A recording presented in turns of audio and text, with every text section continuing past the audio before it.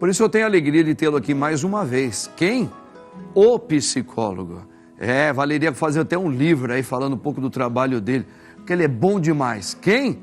Meu querido Gabriel Monteiro. Boa tarde, Gabriel. Boa tarde, padre. Boa tarde a todos aí. Bora para mais uma entrevista. Bora. Rapaz, que bom ter você sempre aqui, Gabriel. Eu me sinto muito à vontade, porque você é uma pessoa, entenda bem, fácil para a gente tratar de qualquer assunto. Você é muito esclarecido, né? Você traz muito para o hoje da nossa vida. Isso é muito importante. Meu querido Gabriel, olha só, essa síndrome do sobrevivente, né? Eu estava até lembrando aqui, veio na minha cabeça várias imagens que a gente fala, puxa vida, então essa pessoa também teve, né? Então, assim, entrar em luto, todos nós ou já passamos por isso, ou estamos passando, e iremos passar. Agora, será que todas as pessoas, acho que começa por aí, acho que todas as pessoas que experimentam luto, ela pode experimentar uma síndrome do sobrevivente ou nem sempre? Vamos começar pelo que é a síndrome do sobrevivente. Eu acho que é melhor, né? Que é importante, Tá. Porque a síndrome do sobrevivente, ela é um fator totalmente psicológico relacionado a um trauma, tá? Então, por exemplo, o luto, o fato de perder alguém querido ou perder uma pessoa próxima, ela é um dos fatores, mas ela não é o único. Tá. Por exemplo, a síndrome do sobrevivente, ela também inclui quando você passa por um evento traumático de quase morte. Você mesmo. Então, por exemplo, numa guerra ou num acidente, o próprio Covid, né? Teve casos, atendi várias pessoas que chegaram até a UTI, ficaram lá e conseguiram sair. Só que aí Ela soube que muitas que também passaram por isso acabaram entrando em óbito. Entraram em óbito. E outra, o fato de experienciar uma quase morte gera esse transtorno, que essa síndrome, o efeito dela é assim, morrer de medo de aquilo acontecer de novo, começar a ter um monte de pensamento sobre aquilo, pesadelo sobre aquilo, e é lógico o entendimento de que por que eu não fui se o meu pai foi, a minha mãe foi, enfim, meu amigo foi. Então tudo isso engloba essa questão. Para a gente chegar na tua pergunta, né, padre, que é, todo mundo que tem luto tem síndrome do sobrevivente? Não necessariamente. Por quê? Porque o luto, ele é um, como você mesmo falou, né, padre, o luto é uma vivência natural do ser humano. Todo mundo vai passar por lutos na vida e o luto é uma coisa natural e a gente espera que a pessoa passe por isso. Então, para a gente considerar, por exemplo, um luto, um transtorno, a pessoa tem que ficar mais de ano com o sentimento de luto muito grande, aquela coisa de não sair de casa, viver lembrando da pessoa, aquela coisa negativa. Até um ano, a pessoa pode encarar e vivenciar isso de uma forma... Eu fiz essa pergunta também, Gabriel, porque assim, é muito natural, eu falo isso porque a gente já passou por alguns lutos em família, e depois, quando existe o caso do falecimento de quem você é muito próximo, mesmo que seja uma doença e são coisas, às vezes, inevitáveis, você meio que se culpa de alguma maneira, porque você fala assim, puxa, eu não estava lá. Quando ela me ligou, eu não tive tempo, eu pedi para esperar, pelo menos eu tinha que estar lá, ela queria me ver, eu acho que ela queria... Eu digo isso porque nós temos nessa fragilidade emocional na hora de que alguém parte primeiro, a gente se questiona muito, que é uma coisa muito natural de qualquer ser humano. Nós ficamos muito sensíveis com esta quebra, com essa separação. Então é claro que a gente meio que quer se autoculpar, porque eu poderia ser um pouquinho mais presente, porque eu poderia ter, no último encontro com aquela pessoa, eu poderia ter sido mais favorável com ela. Então a gente meio que se pune, porque nós estamos emocionalmente muito abalados. Mas você colocou uma questão muito importante. Quando isso ela discorre por muito tempo e a pessoa fica se autoculpando, e mais ainda quando ela também passou por uma experiência também de quase morte, e ela se questiona muito, né? Porque ela e não eu. Então, isso aí começa a se subdividir o que a síndrome do sobrevivente é e o que apenas é um trauma de luto, né? O trauma de luto, natural. O conceito, a gente ouve muito isso, né, padre? De, eu poderia ter falado eu te amo para aquela pessoa, eu poderia ter ficado mais próximo, estava trabalhando e não dei muita atenção. Não deu muita atenção. Essa é uma culpa que muitas das pessoas carregam. Sim. E a gente vai trabalhando de uma forma, enfim, para cada perfil, né? Mas não é, por exemplo, nesses casos, não é a síndrome do sobrevivente. A síndrome do sobrevivente, naturalmente, é quando acontece um evento traumático que a pessoa quase morre ou alguém da família estava, ou algum familiar ou conhecido estava junto, acabou morrendo e ela não. Né? E aí sim gera esse tipo de sentimento que gera todo um trauma negativo para a pessoa, né? Que, inclusive, se a pessoa não trabalhar e não cuidar disso, vai influenciar o mental, a vida pessoal, profissional, enfim, a pessoa vai se fechando e vai entrando numa bola de neve muito negativa, né? E o pior é que é uma realidade muito comum ao nosso redor, porque às vezes um acidente de carro onde tem 2, 3 pessoas, às vezes são familiares, e às vezes um sobrevive, né? E aquele que sobreviveu, às vezes ele não consegue entender por que os outros foram e ele não. Isso. Você estava dando exemplo também numa circunstância de guerra. Sim. Né? Também é muito comum isso acontecer, não é? Guerra, na verdade, a síndrome do sobrevivente, ela é estudada desde os tempos da Segunda Guerra Mundial, né? Pelos psicólogos e pesquisadores, para entender o transtorno do estresse pós-traumático nas pessoas que vivenciaram a guerra e sobreviveram a isso. E aí, a partir de então, a gente trabalha esse entendimento da síndrome. Sim. E eu tive a oportunidade, eu estava falando para o senhor, né, padre, de que eu tive a oportunidade de atender uma pessoa na Ucrânia, na época que estava mais pesada a guerra lá entre a Rússia e a Ucrânia, e trabalhando, e ele estava com a síndrome de sobrevivente absurda nele, que ele estava tendo flashbacks vívidos assim, dos eventos que ele viu lá, insônias e tal, e isso estava acabando com o emocional dele, né?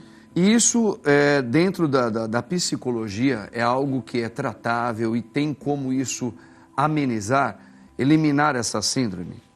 Tem como você tratar, amenizar. Eliminar é uma palavra muito forte. Muito forte. É possível que a gente deixe num estado neutro essa situação? É possível. Mas cada um é cada um, né? Cada um vai ter uma resposta a um tratamento. Mas o que eu sempre falo não existe uma possibilidade de você não tratar isso. Porque se você não tratar, você vai afundar cada vez mais. Isso você não tem como... 1% da população que tem um transtorno de estresse pós-traumático ou uma síndrome do sobrevivente que consegue se recuperar sozinho. Porque ele não consegue ver uma luz no fim do túnel. Sim. Então, ele precisa de um tratamento emocional, psicológico, para que ele consiga enxergar as situações de uma forma diferente e também utilizar técnicas para você diminuir a tua insônia, diminuir o processo de pesadelos e assim por diante, né? Mas você não tem um prazo para isso, entende? Perfeito. Olha, gente, você viu que assunto super delicado, importante a gente tratar. Gabriel Monteiro, como sempre aqui, fazendo aqui todo um respaldo importantíssimo, né? Você vê, existe como tratar, é preciso tratar, não é? É algo muito difícil, muito traumático. Eu tinha até descoberto, eu comentei com você aqui em particular, que me fez uma lembrança, o próprio artista, eu gosto, vocês sabem, Elvis Presley, não sei se vocês sabem, quando ele nasceu gêmeo com o irmãozinho dele, igualzinho, ele tem um nome, né, quando é igualzinho, né? Univitelino. Isso. E ali, só que quando o irmãozinho dele nasceu morto, e ele sobreviveu. E a infância toda do Elvis Presley, eu acredito que ele deve ter passado por isso, porque ele se culpava, porque ele falava, por que eu sobrevivi e o meu irmão não? Porque sabe, aquela coisa toda. E aqui é uma questão, gente, que eu já vou voltar daqui a pouquinho com o Gabriel. Claro que ele é um psicólogo e um psicólogo de mão cheia, hein? Esse aqui eu recomendo para você. Não é porque ele está aqui um tempinho com a gente, não, porque ele é muito competente, tá? Isso tem que ser bem bem sublinhado, tá? Mas olha só, a fé é um dos instrumentos que ajuda muito também. Eu falo isso como padre, tá? Porque assim, porque ele foi e eu não. Aí entra muito também uma ajuda, claro, que entra na parte espiritual, né? São alguns mistérios que a gente nunca vai entender, mas muitas vezes a fé pode também ajudar isso aí, tá bom? Resiliência, já, né? O que será que ela tem a ver com o nosso tema de hoje, meu querido psicólogo? A resiliência, ela é um dos instrumentos determinantes para fazer um tratamento contra essa síndrome do sobrevivente? Ela é fundamental tanto para a síndrome do sobrevivente, quanto para situações de estresse, quanto para situações de traumas de forma geral, porque ela é o fator. O que é a resiliência? Bem resumidamente, é o fator de você tomar uma porrada da vida, ou seja, um trauma qualquer, Sim. e você conseguir superar isso e sair mais forte disso. Né? Então, precisa gerar um aprendizado, um entendimento daquela situação para que você saia mais forte. Perfeito. E lógico que isso é uma construção. E o legal de falar de resiliência é que, por exemplo, eu sou da linha positivista, né? Tá. Dentro da terapia eu tenho também outra linha, mas eu gosto muito dessa. E das ferramentas mais que a gente trabalha dentro da terapia é a resiliência. Tá. Porque se você não entende o que aconteceu e começa a ver a vida com outros olhos, entendeu que aquilo que você passou já aconteceu, agora o que você vai fazer a partir daquilo, isso é fundamental para qualquer ser humano sair do buraco, sair da destruição emocional e conseguir trilhar o seu próprio caminho. Né? É só com essa força interna que você consegue sair de uma situação negativa. Aliás, a gente sempre ouviu e viu, mas quando acontece com a gente, é a hora de fazer o grande treinamento. Que justamente o homem ele se torna mais forte depois que ele realmente foi vitimado por alguma circunstância muito difícil na vida dele. É onde o homem se torna, vamos dizer, homem, amadurecido. Eu falando homem e mulher, né? Então, por exemplo, um caso desses que a gente está tratando aqui, que é o luto de alguém e você se culpa, precisa realmente dar um start nisso. Porque, como você acabou de falar muito bem, a vida da gente, ela é um aprendizado o tempo todo. A gente tem que sempre imaginar, eu sou uma criança, então cada golpe da vida, ele precisa ser também, ele precisa ser como degraus, né? Ou um trampolim para que eu possa adquirir uma maturidade, como homem, como mulher, como casado. É assim a vida, não é? A gente tem que absorver tudo que a vida traz pra gente, tanto de positivo quanto de negativo. De positivo, a gente se motiva para continuar o processo. E de negativo, geralmente as pessoas se deixam levar, caem no chão e não levantam mais. E a ideia principal é que a vida ela é feita de coisas positivas e negativas. A gente sempre vai ter eventos negativos na nossa vida, não importa o quanto a gente pense que não vai ter, sempre vai acontecer algo. Mas esse algo não quer dizer que é para te derrubar ou para acabar com todos os seus planos futuros.